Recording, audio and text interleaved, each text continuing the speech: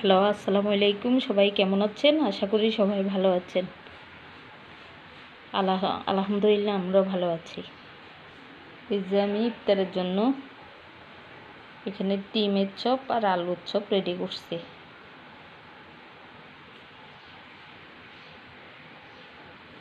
এখানে ডিমের চপ আর আলুর চপ, আর এখানে হচ্ছে বেসন গলাইছি,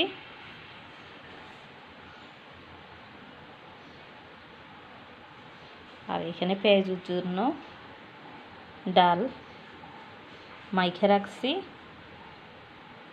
আমি দুপুরে সব রেডি করে রাখি, সন্ধ্যার আগে ভাজা হয়। ইফতারের আধা ঘন্টা কিংবা 1 ঘন্টা আগে ভাজার কাজ শুরু হয়।